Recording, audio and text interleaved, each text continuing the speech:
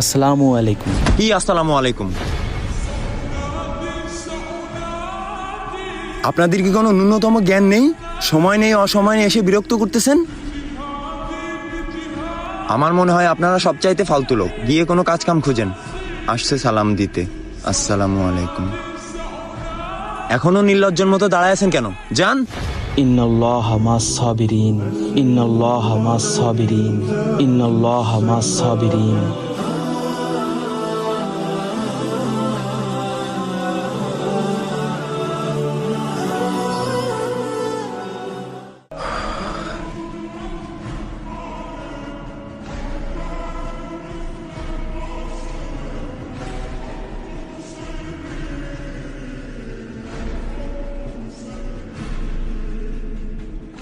আমি শেখ হুজুর, আপনি ওনার জবাব কেন দিলেন না? আপনার বলার দরকার ছিল তাবলিগ কোনো ফালতু লোকের কাজ না। সারা দেশে আপনার 10টা রেস্টুরেন্ট আছে, 20 বিঘা জমির উপরে আপনার একটা ফ্যাক্টরি আছে, এছাড়াও আপনার প্রপার বিজনেস আছে।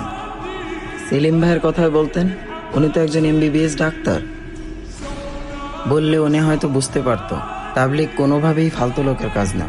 নাহিদ ভাই, আমি যদি তাকে টাকা দিয়ে ইমপ্রেস করতে চাইতাম, তাহলে হয়তো তার ভিতরে আল্লাহর দিন পৌঁছাইতো না, বা দিনের ভালোবাসা ঢুকতো না।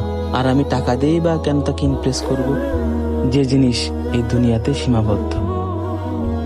সে আমাকে ধাক্কা দিয়েছে, ছোট বড় কথা শুনিয়েছে, আমি কিন্তু ধৈর্য ধারণ করেছি, শুধুমাত্র আল্লাহর জন্য, আল্লাহর খুশির জন্য।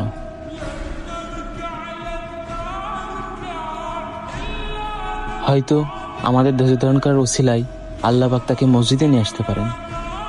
আপনি ঠিকই বলেছেন আমির সাহেব।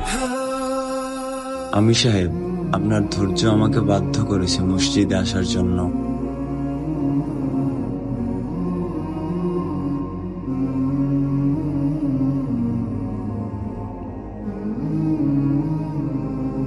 আমির সাহেব, আপনিও আমাকে ধাক্কা মারতে পারতেন, ছোট বড় কথা শোনাতে পারতেন, কিন্তু আপনি তা করেননি। আপনি ধৈর্য ধরেছেন। আপনি আসলে একজন মহান ব্যক্তি। বিশ্বাস করেন আমির সাহেব, আমি খুব পেরেশানির ভিতরে পড়ে গিয়েছিলাম। কি আসসালামু আলাইকুম? আপনাদের কি কোনো ন্যূনতম জ্ঞান নেই? আমার মনে হয় আপনারা সবচাইতে ফালতু লোক। গিয়ে কোনো কাজ কাম খুঁজেন। আসছে সালাম দিতে। এখনো নির্লজ্জের মতো দাঁড়ায় আছেন কেন? যান।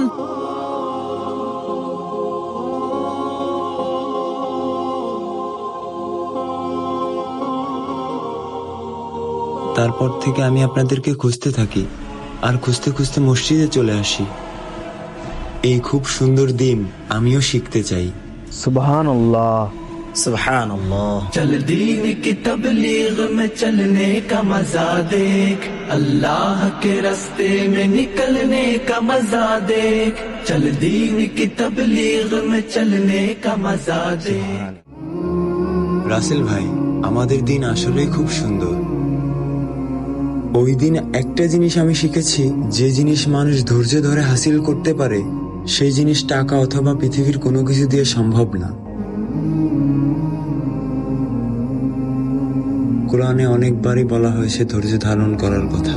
তাই কেউ যদি আপনাকে অপমান করে, ধৈর্য ধরুন। কেউ যদি আপনার গায়ে হাত তুলে, ধৈর্য ধরুন।